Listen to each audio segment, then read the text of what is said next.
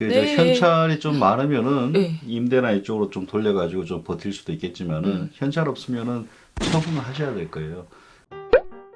직접 물어보면 터놓고 답해주는 부동산 인터뷰 직터뷰 시즌 3. 안녕하세요, 이주연입니다. 지난주에 이어서 심계원 교수님을 모시고 부동산 매수의 팁이 되는 이야기 나눠보도록 하겠습니다. 교수님. 네, 안녕하세요. 안녕하세요.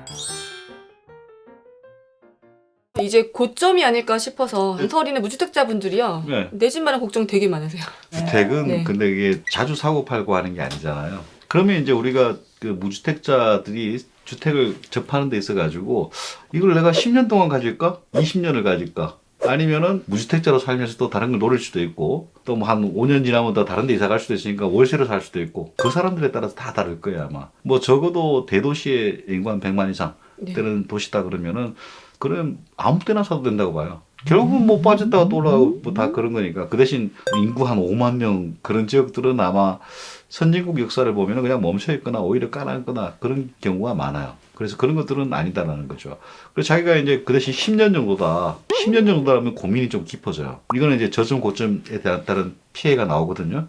그렇기 때문에 이런 사람들 같은 경우에는 저는 더 오를 여지가 있다 그러더라도 앞으로 한 3, 4년 지나서 신도시 입주하고 오세훈표 공급이 가시화됐을 때는 충격이 좀 있을 것이다. 그리고 뭐 다른 인구학적 요소들도 충격 요소가 있기 때문에 그때까지 좀 기다리는 게 좋지 않겠냐. 이렇게 좀 올라갔다가 마지막에 더 오를 수 있습니다. 그렇지만은 그냥 나중에 한 이 정도까지 떨어질 것 같아요. 제가 보기에는. 이제 상급지로 갈아탈까 고민하는 1주택분들 지금 굉장히 우울하시거든요. 갈아타기가 된다고 생각을 했을 때 지금은 갈아타기 적절한 시기일까요? 상급지가 지금 굉장히 눌려 있잖아요.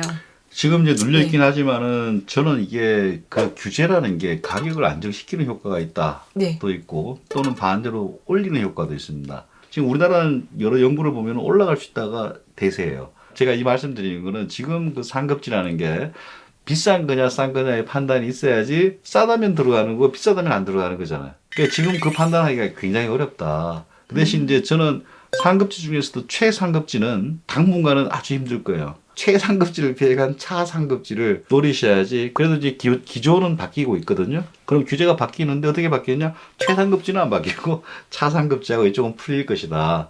근데 이제 또 자기가 버신 돈으로 뭐 순수하게 가격 측면만 봤을 때 한적한 곳에 집을 사서 땅을 사서 하겠다는 거는 뭐 본인의 삶을 엔조이 하는 데는 좋은 측면이 있겠지만은 그건 아주 전 절대 반대. 자산 가치에서는 아주 나쁜 절대 그 반대. 갈아타기라고 하셔가지고 예. 지금 이제 남자들이 참 철이 없는데 어떻게 보면은 나는 자연인이다라는 프로가 있어요. 그것 보고 남자들이 전부 다 운막 짓는 붐이 났어요.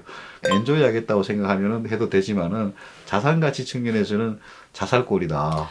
최근에요, 이 다주택자 분들 이분들 어떻게 대응하는 게 좋을까요? 저는 뭐 대응이 없다라고 봅니다. 이제 현찰이 좀 많으면은 임대나 이쪽으로 좀 돌려가지고 좀 버틸 수도 있겠지만은 현찰 없으면은 처분을 하셔야 될 거예요.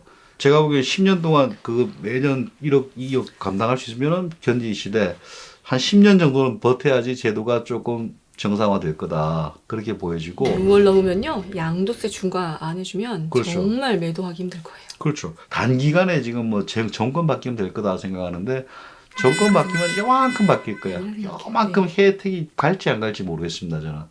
정말 오랫동안 버티고 내 돈도 많고 그런 분들은 버티시고 보통 사람들은 알짜 한 개는 갖고 있고 나머지는 정리해서 세금 부담을 줄여놓고 또 다른 기회를 보는 게 맞을 거예요.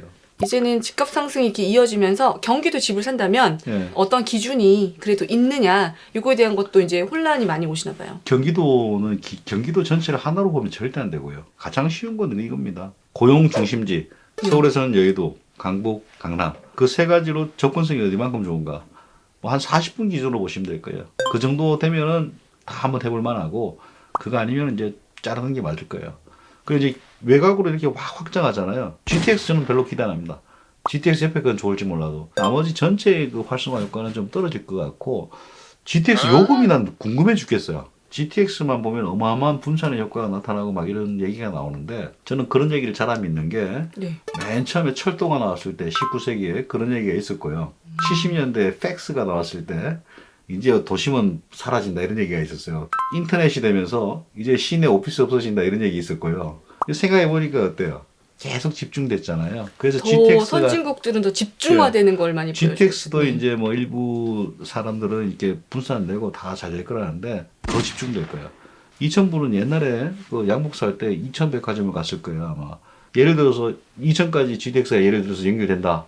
서울의 명동백화점 갈 거예요. 그 말은 이제 외곽에서 업무 같은 것들이 받쳐주지 않으면은 얘는 그냥 집만 있는 도시. 저는 지금 보면 너무 확산된 것 같아요. 지금 이제 파주, 뭐 이게 이천, 이렇게 극단으로 가는 것들은 나중에 또 들어오게 됩니다.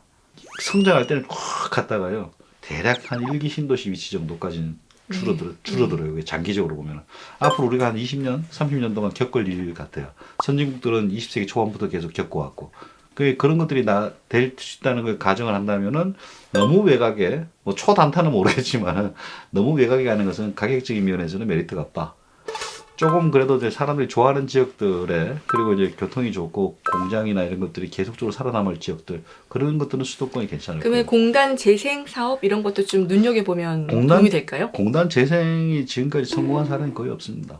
저는 요즘 그런 얘기를 들었는데요. 그 컴팩트 시티 공부를 하다 보니까 그 젊은 친구들이 요즘에 운전면허를 안 딴대요. 네. 차를 가질 필요가 없는 거예요. 네. 다 생활을 1인 가구 소비 패턴이 네. 그 시내에서 이루어지기 때문에 네. 심플하게 그 돈 쓸 바에는 나는 더 여가를 즐기고 네. 차에 쓸 돈을 쓰겠다 이런 마인드가 굉장히 많다는 그렇지. 거예요. 90년대에 뉴욕 같은 데에 있었던 거예요. 그때부터 쭉 내려오는 건데 대표적인 게 이제 권투 장갑을 끼고 오이스터 굴을 먹는 유명한 그림이 있습니다.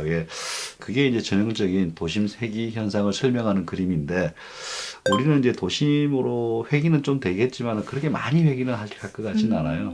도심이 이제 워낙 비싸고 월 임대료를 얼마쯤 낼까요? 선진국은 15,000에서 2만 불을 얘기합니다. 월세. 그래서 도심 회귀라는 것은 저소득층이 도심에 들어오는 것보다는 고소득층이 들어오는 게 많아요. 이 말은 이제 도심에서 그런 편의성이 갖춰진 지역들은 아마 계속적으로 오를 겁니다. 지금까지 오른 것 좀 쉬었다가 또 오를 거예요. 어디까지냐? 저도 뭐 장담은 못하겠어요. 선진국들 사례를 보면은 최고 오르면은 평당 한 3억에서 한 5억, 6억까지는 가는 것 같아요. 최고로 오르면은. 뉴욕 맨하탄 같은 이런 데. 맨하탄이나 런던이나 뭐 네, 네. 이런 데가 도쿄나 뭐 중국은 3억 넘었고요. 비싼 아파트는 전부 다 평당. 그러니까 우리도 뭐 경제 규모나 봤을 때는 언젠가는 지금 당장은 아니겠지만 가긴 가겠죠. 시장의 흐름을 예측하기 어려운 때일수록요, 내가 위치한 상황을 객관적으로 돌아보고 방향을 결정하는 일이 무엇보다 필요하겠죠? 오늘은 심기원 교수님과 나눈 이야기들 시청자 여러분들의 결정에 큰 도움이 되셨으면 좋겠습니다. 단기 투자냐 아니면 장기 내주택이냐에 따라서 고민 한번 해보시면 좋을 것 같습니다. 오늘 영상도 도움이 되셨다면 좋아요. 다음 게스트가 궁금하시다면 구독. 부탁드립니다. 그럼 다음 주에 뵙겠습니다. 감사합니다.